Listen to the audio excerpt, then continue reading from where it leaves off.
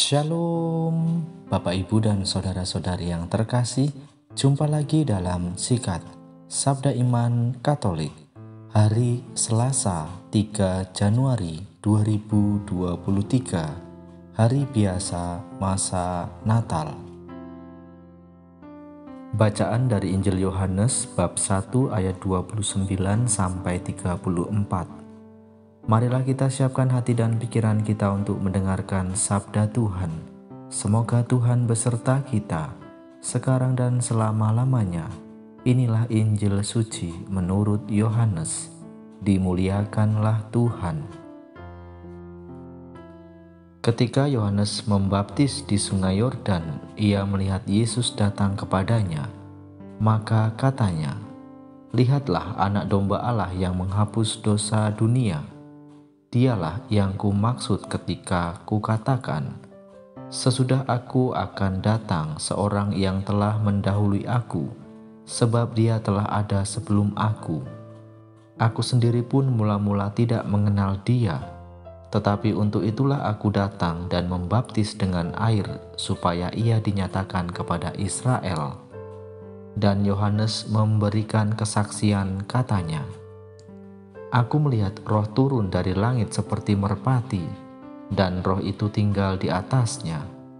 Aku pun sebenarnya tidak mengenal dia, tetapi yang mengutus aku membaptis dengan air telah berfirman, jikalau engkau melihat roh turun ke atas seseorang dan tinggal di atasnya, dia itulah yang akan membaptis dengan Roh Kudus. Dan aku telah melihatnya, maka aku memberi kesaksian, dia inilah Anak Allah." Demikianlah sabda Tuhan. Terpujilah Kristus.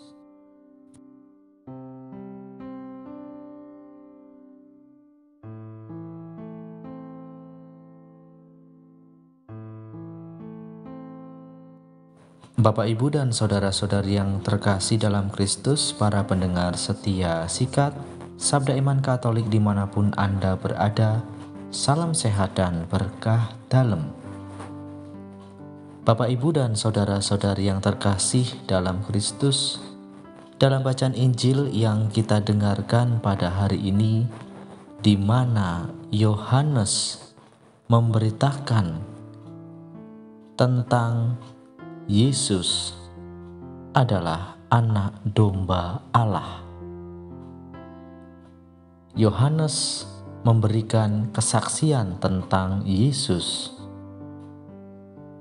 di mana dalam Injil dikatakan, Yohanes mengatakan, anak domba Allah. Lihatlah anak domba Allah yang menghapus dosa dunia.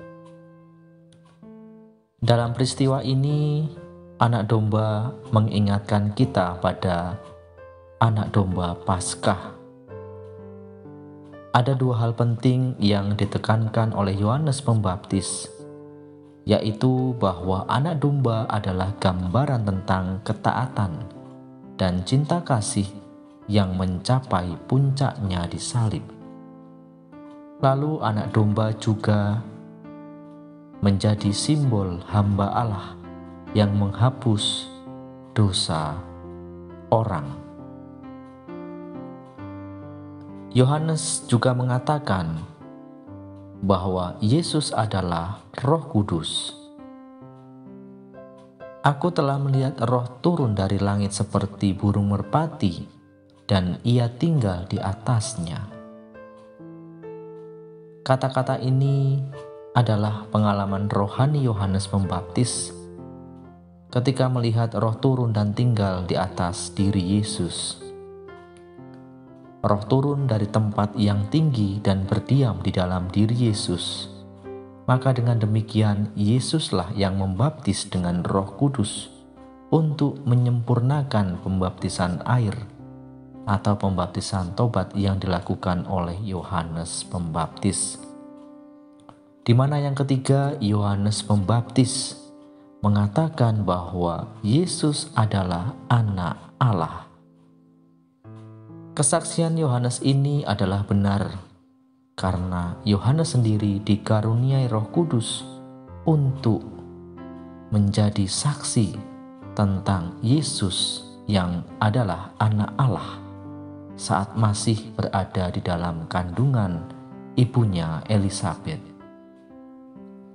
Kesaksian ini menjadi sentral atau pusat dari perwartaan tentang identitas Yesus Kristus.